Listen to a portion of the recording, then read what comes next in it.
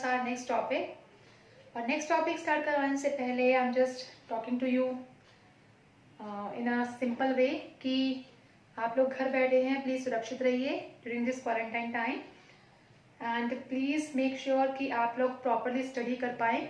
और इसी के लिए हमारे एलईडी क्लासेस ने आपको एक फ्री एनवायरनमेंट, एक फ्री जोन प्रोवाइड किया है स्टडी करने के लिए, जो कि आपको स्टेप बाय स्टेप स्टडी करवाने के लिए क्या हेल्पफुल है। और अगर आपको फिर भी हमारे उससे कोई भी प्रॉब्लम आती है किसी भी टॉपिक में, then you can ask on my email ID और comment me on my email ID, that is eliteclasses@gmail.com, eliteclasses@gmail.com। और शुरू करने से पहले एक चीज़ आपसे रिक्वेस्ट करना चाहूँगी, प्लीज़ हमारे चैनल को जितना हो सके उतना सब्सक्राइब करिए, उतना व्यू करिए और साथ में आप प्लीज़ अपनी स्टडी करते रहिए। ओके, तो हमने अपने पिछले लेक्चर में गॉसियन थ्योरम के बारे में बात की थी। तो गॉसियन थ्योरम आप सभी को पता है कि गॉसियन थ्योरम के लिए हमें क्या चीज़ चाहिए होती है, एक क्लोज सरफेस की जरूरत होती है। तो आज हम कुछ गॉसियन सरफेस के ऊपर कुछ एप्लीकेशन उसकी पढ़ेंगे and that applications are very important part, और वो हमारे एग्जाम्स में 100% आती हैं और उसके कुछ ना कुछ न्यूमेरिकल्स भी हैं जो हमेशा ही पूछे जाते हैं। ठीक है, तो सबसे पहले हम एप्लीकेशन की ओर चलते हैं। तो सबसे पहले जो है वो हम क्या लिखेंगे, application of Gauss theorem, application of Gauss theorem, application of Gauss theorem, और गॉस लॉ भी बोल सकते हैं हम।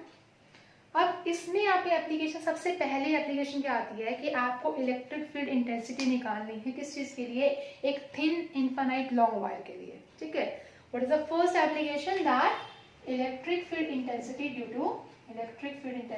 To a thin infinite long wire,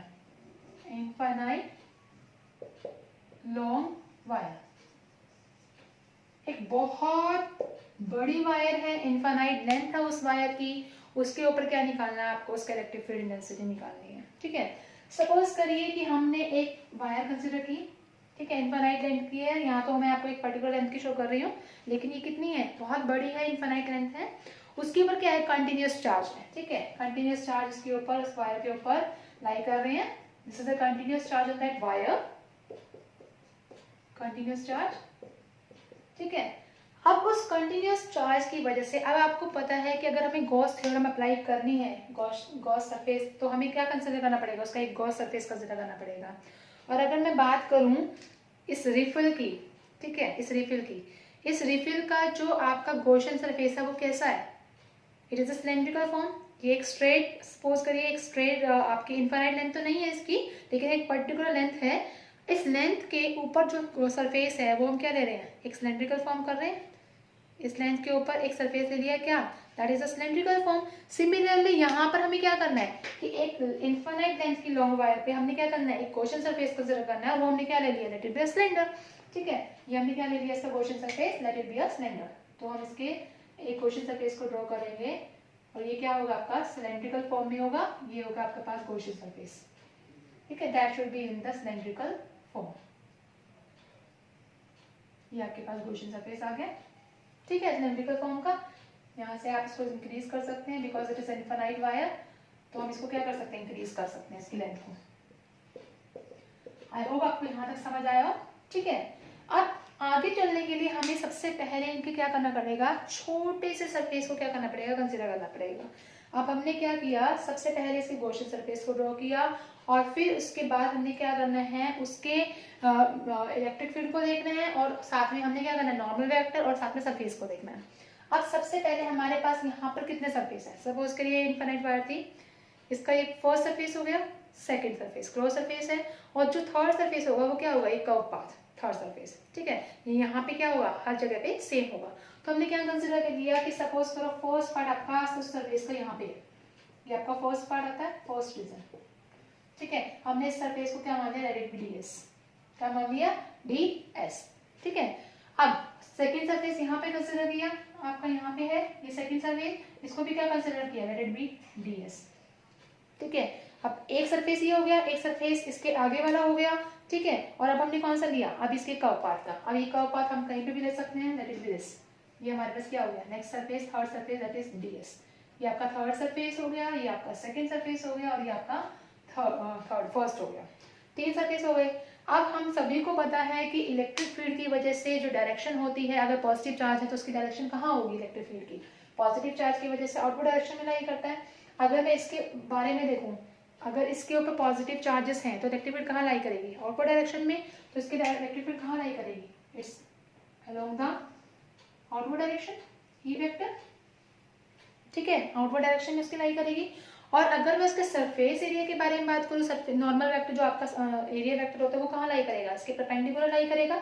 it means ये आपका ये वाला रीजन है, ये वाला, इसके जो नॉर्मल वेक्टर वो कहाँ लाई करेगा, आउटवर्ड डायरेक्शन में परपेंडिकुलरली। तो ये क्या हो गया आपके पास, इसका एंड कैप एरिया वेक्टर हो गया, ठीक है। इट मीन्स इलेक्ट्रिक फील्ड और एरिया वेक्टर साथ में क्या बना रहे हैं, आपका 90 डिग्री का एंगल बना रहे हैं। कितना डिग्री का एंगल बना रहे हैं, 90 डिग्री का। अब ऐसे ही सरफेस पे आइए, अगेन ये सरफेस कैसा है, सेम सरफेस है। इलेक्ट्रिक फील्ड कहाँ रहेगा, पॉजिटिव चार्ज की वजह से आउटवर्ड डायरेक्शन में, इलेक्ट्रिक फील्ड की डायरेक्शन हो गई let it be in the outward direction, E vector. और नॉर्मल वेक्टर कहाँ लगेगा, इसके परपेंडिकुलर लगेगा, तो इसका परपेंडिकुलरली कौन सा होगा, नॉर्मल वेक्टर, ये हो गया normal vector, n cap. N cap इसका हो गया। इसके बीच में एंगल कितना लग रहा है, लेट इट बी 90, कितना एंगल है इसका, 90 डिग्री, ठीक है। अगेन हमें इसका पता चल गया, यहाँ पे भी थीटा 90 हो गया और यहाँ पे भी थीटा 90 हो गया। अब आते हैं थर्ड सरफेस की तरफ। अब इलेक्ट्रिक फील्ड पॉजिटिव चार्ज की वजह से अगेन इस सरफेस पे कहाँ लगेगा, इन द आउटवर्ड डायरेक्शन, हमने यहाँ दिखा दिया आउटवर्ड डायरेक्शन, इलेक्ट्रिक फील्ड की डायरेक्शन, ठीक है। अब नॉर्मल वेक्टर जो है इस केस में कहाँ होगा, इसके perpendicular. It means electric field भी इस डायरेक्शन में, नॉर्मल वेक्टर भी कहाँ, इसी डायरेक्शन में, सेम डायरेक्शन में, नॉर्मल वेक्टर भी कहाँ हो गया, इसके सेम डायरेक्शन में हो गया, एन कैप, ठीक है। तो यहाँ पर जब दोनों सेम डायरेक्शन में है तो थीटा कितना हो गया आपके पास, 0 डिग्री। 3 सरफेस, तीनों एंगल हमें पता चल गए। अब बहुत इजी है इसको सॉल्व करना, कैसे सॉल्व करेंगे अब आप वो देखिए। तीनों सरफेस के लिए हमें पता है कि नेट फ्लक्स निकालना है, ठीक है। नेट फ्लक्स को हम किससे डिनोट करते हैं, फाई से डिनोट करते हैं, और फाई किसके इक्वल होता है, close integral of E vector dot DS vector. It is equal to, कितने सरफेस है इस क्लोज सरफेस के अंदर, 3, ठीक है। तो इसलिए हम इसको कितने पार्ट में डिवाइड करेंगे, 3 पार्ट में, plus integration of close integral. हमने यहाँ पे क्लोज इंटीग्रल क्यों नहीं लिया, क्योंकि एक क्लोज इंटीग्रल के अंदर 3 पार्ट हैं, इसलिए हमने क्या करा, इसको ओपन शो कर दिया, इसको क्लोज नहीं करेंगे क्योंकि ऑलरेडी एक क्लोज पाथ हमारे पास ऑलरेडी है। तो हमारे पास फर्स्ट सरफेस के लिए कितना हो जाएगा, E vector dot D S vector. Second surface के लिए अगेन कितना हो जाएगा, E vector dot D S vector. और थर्ड सरफेस के लिए कितना हो जाएगा आपके पास, E vector dot D S vector. 3 surface हो गए आपके पास। आपको पता है कि यहाँ पे क्या है, डॉट प्रोडक्ट है, डॉट प्रोडक्ट में हम क्या लेते हैं, ईडीएस कॉस थीटा ले लेंगे। तो इसको सॉल्व करिए, तो आपके पास कितना आएगा, इसको सॉल्व करने के बाद थोड़ा सा पार्ट यहाँ कर लेते हैं, इट इज इक्वल टू, ये आ गया फर्स्ट पार्ट के लिए ई डी एस कॉस थीटा। यहाँ पे थीटा कितना था, 0 था फर्स्ट पार्ट के, सॉरी 90 था फर्स्ट पार्ट के लिए, प्लस सेकेंड पार्ट के लिए कितना है आपके पास, थीटा अगेन 90, ठीक है, E D S cos theta, plus third part के लिए अगेन कितना है आपके पास, theta is equal to 0 degree, E D S cos theta, ठीक है। अब आपको ये पता है कि थीटा अगर 90 पुट करेंगे तो cos 90 क्या होता है, cos 90 इज 0। तो आपके पास फर्स्ट रीजन तो क्या हो जाएगा, 0 हो जाएगा क्योंकि परपेंडिकुलर है तो 0 हो गया। सेकंड रीजन में भी क्या है, थीटा 90 है तो cos 90 क्या हो जाएगा, 0 हो जाएगा। इट मींस ये पार्ट भी क्या हो गया आपका 0।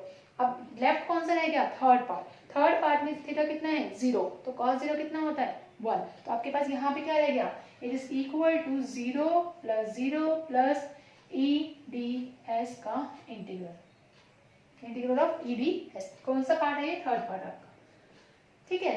अब आपको पता है किसी सिलेंड्रिकल के लिए सरफेस एरिया निकालना का फॉर्मूला क्या होता है, अगर इसकी लेंथ क्या हो, एल हो, ठीक है। तो इसका फॉर्मूला क्या हो जाएगा सरफेस एरिया का निकालने का, that is 2 pi R L. कितना हो जाएगा आपके पास, 2 पाई आर एल। जब आप इसका निकालेंगे तो आपके पास कितना आएगा, अब मैं इसको इरेज कर रही हूँ क्योंकि मैं आपको कंसेप्ट बता चुकी हूँ डायग्राम का। तो यहाँ पे क्या है आपके पास, इट इज इक्वल टू, कितना आएगा आपके पास, equal to 2 pi R L. तो आपके पास जो कर्व सरफेस एरिया हो गया that is 2 pi R L. तो E into 2 pi R L, ठीक है। तो आपके पास सिलेंडर का जो सरफेस एरिया आ गया, कर्व सरफेस एरिया, वो कितना आ गया आपके पास, दैट इज 2πr l। अब हमें पता है कि जो गॉस थ्योरम है, गॉस थ्योरम क्या कहती है, गॉस थ्योरम बोलते हैं कि phi is equal to cross integral of E vector dot ds vector is equal to q by epsilon naught. ये मैं आपको पिछले लेक्चर में बता चुकी हूँ। अब ये भी eds है और ये भी क्या था, it is equal to integral of E vector dot ds vector.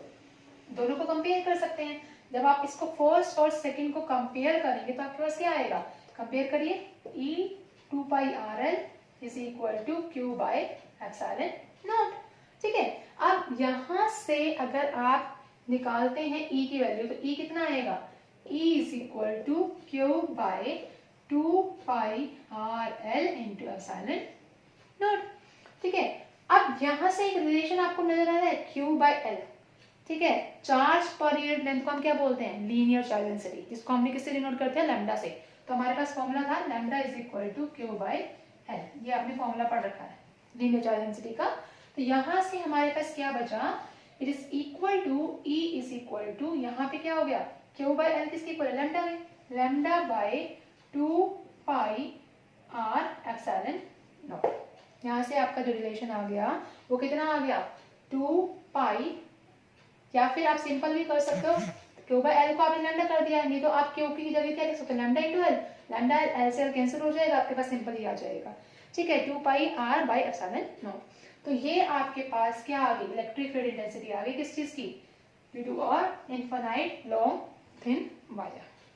I hope you understand this concept. Okay, this is for the Gauss theorem application first. Now come to the next application, that is the, आपको निकालना है electric field intensity एक infinite sheet के ऊपर, infinite charge sheet के ऊपर, plane sheet के ऊपर। तो नेक्स्ट टॉपिक है electric field intensity due to infinite plane sheet,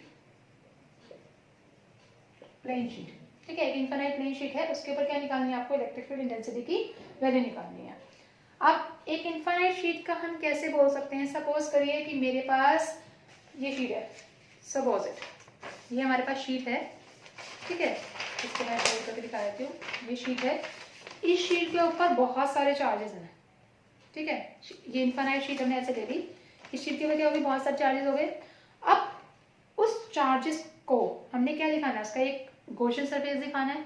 अब उस चार्जेस का एक गॉसियन सरफेस, क्रॉस सरफेस कैसे शो करेंगे, उसको हमने क्या ले लिया, एक सर्कल के फॉर्म में ले लिया।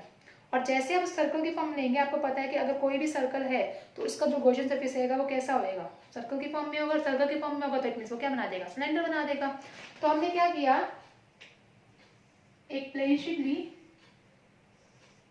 एक प्लेन शीट ली, उसके अंदर क्या है, बहुत सारे चार्जेस हैं। जैसा कि हमने इसको कंसीडर किया था, ये ऐसे रख दिया। ठीक है, बहुत सारे चार्जेस हैं, इसके एक स्मॉलेस्ट पार्ट हमने लेना है। ठीक है, गॉसियन सरफेस जो हमने शो करना है, हमने ले लिया, जिसके अंदर कुछ चार्जेस क्लोज हो गए, सारे तो नहीं बोल सकते, कुछ चार्जेस तो क्लोज हो गए, क्रॉस शो कर दिया। तो उसका जो गॉसियन सरफेस आएगा वो कैसा आएगा, एक सिलेंड्रिकल फॉर्म बनेगा, एक ये बन गया और एक इस तरह बन गया, एक सिलेंड्रिकल फॉर्म बन गया उसका गॉसियन सरफेस का। ठीक है, अब जब हमारे पास ये गॉसियन सरफेस आ गया, उसका एक क्रॉस सरफेस आ गया उस सरफेस का, प्लेन शीट का, तो हम क्या शो करेंगे, we are showing it as a what, again three surface we have to show. ठीक है, तीन सरफेस के बारे में बात करेंगे, इलेक्ट्रिक फील्ड के बारे में बात करेंगे, नॉर्मल वेक्टर के बारे में बात करेंगे। देखिए, अब हमने क्या किया, इस पार्ट का एक गॉसियन सरफेस ले लिया हमने ds। ठीक है, ये फर्स्ट पार्ट हो गया आपका। अगेन इस पार्ट का हमने क्या ले लिया, सेकंड, ये आपके पास ds सेकंड पार्ट हो गया। अगेन यहाँ से हमने क्या ले लिया, इसका थर्ड पार्ट कंसीडर करेंगे, किसी भी सरफेस पे कहीं पे भी लाई कर सकता है, हमने यहाँ का कर लिया, that is the third part. ये भी कितना हो गया, ds। ठीक है, अब ये जो आपका शीट था, ठीक है, उसके अंदर से हमने क्या करा, एक गॉसियन सरफेस को ले गए। अब गॉसियन सरफेस आपका ये आ गया। ठीक है, इसको मैं क्या करती हूँ, क्लोज कर देती हूँ, सो दैट हमारे पास एक सिलेंड्रिकल फॉर्म बन जाए। अब ये ऐसे बन गया। अब जैसे ही इस तरह से फॉर्म कर देगा, एक सरफेस इसका ये हो गया, एक सरफेस ये हो गया, एक सरफेस ऊपर लाई करेगा। अब इस शीट की वजह से इलेक्ट्रिक फील्ड की डायरेक्शन कहाँ है, आउटपुट डायरेक्शन में। ये शीट यहाँ है, इसके अंदर से मैं ये लेके गई हूँ, तो यहाँ पे इसकी आउटपुट डायरेक्शन कहाँ होगी, आउटपुट डायरेक्शन में आएगी, और इस साइड पे भी इसकी डायरेक्शन कहाँ आएगी, आउटपुट डायरेक्शन में। यस, तो हमने क्या करा, इसका इलेक्ट्रिक फील्ड की डायरेक्शन शो करी, it is in this direction, ये इलेक्ट्रिक फील्ड की डायरेक्शन हो गई। सिमिलरली यहाँ पे भी कितनी हो गई हमारे पास इलेक्ट्रिक फील्ड की डायरेक्शन, ये हो गई। ठीक है, यहाँ तक समझ आ रहा है। अब उसके बाद उसका हमने क्या कंसिडर किया, नॉर्मल वेक्टर। ठीक है, यूनिट एरिया वेक्टर हमने कंसिडर किया। इसका यूनिट एरिया वेक्टर कितना है इस डायरेक्शन में, एन कैप, क्योंकि परपेंडिकुलर दी जाता है एन कैप, और ऐसे यहाँ पे भी कितना हो गया, एन कैप। तो इट मींस इन ई और एन कैप के बीच में एंगल कितना बना, 0 डिग्री। यहाँ पे भी कितना बना, ई और एन कैप के बीच में angle 0 degree. Okay, now from here, इस पार्ट में अब हम कैसे दिखाएंगे, पॉजिटिव चार्ज की वजह से इलेक्ट्रिक फील्ड की डायरेक्शन कहाँ है, आउटवर्ड डायरेक्शन में। अब ये ऊपर तो जा नहीं सकती, तो इलेक्ट्रिक फील्ड की डायरेक्शन कहाँ होगी, इस डायरेक्शन में होगी, ई वेक्टर। लेकिन इसका जो एरिया वेक्टर है वो कहाँ जाएगा, परपेंडिकुलर जाएगा ऊपर की डायरेक्शन में, तो उसका नॉर्मल वेक्टर कहाँ लाई कर दिया, that is the n cap, upward direction में। कितना एंगल लाया इसने, 90 डिग्री का, तो थीटा कितना हो गया इसका यहाँ पे, 90 डिग्री। थीटा कितना हो गया आपके पास, 90 डिग्री। अब अगर आपको ये डायग्राम कंसेप्ट क्लियर हो गया तो आप इजीली गॉस थ्योरम के एप्लीकेशंस को कर सकते हैं। अगेन हमारे पास नेट फ्लक्स निकालना है हमने, तो नेट फ्लक्स कितना हो जाएगा, net flux is equal to close integral of E vector dot ds vector is equal to first surface के लिए कितना हो जाएगा, E dot ds, second surface के लिए अगेन कितना हो जाएगा, E vector dot ds vector, again third surface के लिए कितना हो जाएगा, E vector dot ds vector. ठीक है, डॉट प्रोडक्ट है तो अगेन क्या हो जाएगा आपके पास, cos थीटा हो जाएगा। तो इसको सॉल्व करने के लिए हमारे पास क्या आएगा, फर्स्ट सरफेस के लिए आ जाएगा ई ds cos theta, second surface के लिए कितना आ जाएगा, ई ds cos थीटा, और थर्ड सरफेस के लिए भी कितना आ जाएगा, ई ds cos थीटा। यहाँ थीटा की वैल्यू कितनी है, 0। ठीक है, थीटा 0 फर्स्ट सरफेस में, सेकेंड में भी कितना है, थीटा इज इक्वल टू 0, और थर्ड सरफेस में कितना है, theta is equal to 90 degree. ठीक है, अब cos 90 तो 0 होता है, तो इट मींस आपका ये थर्ड पार्ट तो क्या हो गया, 0 हो गया। तो आपके पास कितना बचा, फर्स्ट एंड सेकेंड बचा, तो आपके पास क्या बोल सकते हैं इसको, ई ds cos 0 क्या होता है, 1 प्लस फर्स्ट सरफेस के लिए, यहाँ सेकेंड सरफेस के लिए ई ds cos 0 again 1 plus 0, cos 90 is 0। यहाँ तक आपको कोई प्रॉब्लम। ठीक है, अब हमने क्या करा, ई को कॉमन निकाल लीजिए बाहर, ई को कॉमन, अंदर कितना है फर्स्ट सरफेस के लिए ds, प्लस ई को कॉमन निकालिए, सेकंड सरफेस के लिए कितना आ जाएगा, ds, first surface ds, second surface ds। तो अब हमने क्या कंसिडर किया, इस ds को हमने क्या कंसिडर कर लिया, एरिया ए। ठीक है, हम बाद में इसकी वैल्यू पुट करेंगे। ठीक है, तो let us consider the ds is equal to integral of ds is a। आपको पता है कि इंटीग्रेशन किसी भी अगर उसका वो करते हैं तो इंटीग्रेशन से डेरिवेशन कट हो जाता है, आपके पास क्या रह जाएगा, सिर्फ वही वेक्टर फॉर्म रह जाता है। ठीक है, एरिया a कंसीडर हो गया, तो हमारे पास कितना आ गया, EA प्लस EA कितना हो गया आपके पास, that is equal to 2EA। ठीक है, इसको आपने क्या मान लिया, रख दिया फर्स्ट इक्वेशन। ठीक है, 2EA आपके पास क्या आ गया, फर्स्ट इक्वेशन आ गई। अब according to the Gauss theorem, Gauss theorem क्या बोलता है, according to the Gauss theorem, according to Gauss theorem क्या बोलता है, phi is equal to close integral of E vector dot ds vector is equal to q by epsilon naught.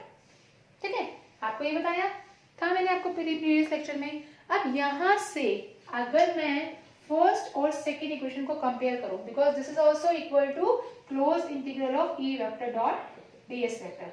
ठीक है, कितना आया, 2EA आया, और यहाँ से भी हमारे पास कितना है, q बाय एप्सिलॉन नॉट। दोनों को कंपेयर करिए, कितना आएगा, 2EA is equal to q by epsilon naught. आपके पास ये टर्म आ गई। ठीक है, यहाँ से e निकालिए, e कितना आ जाएगा आपके पास, what is the value of e from here, value of e is equal to q by 2a epsilon naught. यहाँ तक आपकी वैल्यू आ गई q by 2a epsilon naught. अब q बाय a क्या कहलाता है, सरफेस चार्ज डेंसिटी मैंने आपको बताया था, उसको सिग्मा से डिनोट करते हैं, q by a surface charge density. ठीक है, q बाय a किसके होता है, सिग्मा के, तो आपके पास e किसके इक्वल आ गया, e is equal to sigma by 2 epsilon naught. ये आपके पास क्या आ गई, इलेक्ट्रिक फील्ड इंटेंसिटी की वैल्यू आ गई किसके लिए, एक इन्फिनाइट थिन शीट के लिए, जिसका फॉर्मूला क्या हो गया, E is equal to sigma by 2 epsilon not.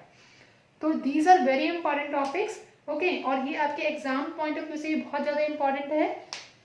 मैं आपको साथ के साथ अपने वीडियोस में इंपॉर्टेंट क्वेश्चंस भी बताते जाऊंगी, लेकिन प्लीज़ आप इसको सॉल्व करके देखिएगा। फिर भी अगर आपको कोई भी प्रॉब्लम आती है तो प्लीज़ आप मुझे कमेंट कर सकते हैं मेरी ईमेल आईडी पे, और प्लीज़ जितना हो सके आप उसको शेयर करिए और क्या कहते हैं सब्सक्राइब करिए, और एक बेल का आइकन होगा आपके एंड्रॉयड स्क्रीन के ऊपर, ठीक है, तो प्लीज़ आप उसको प्रेस करिए so that you will get my next notification, okay, whenever I will give it to you.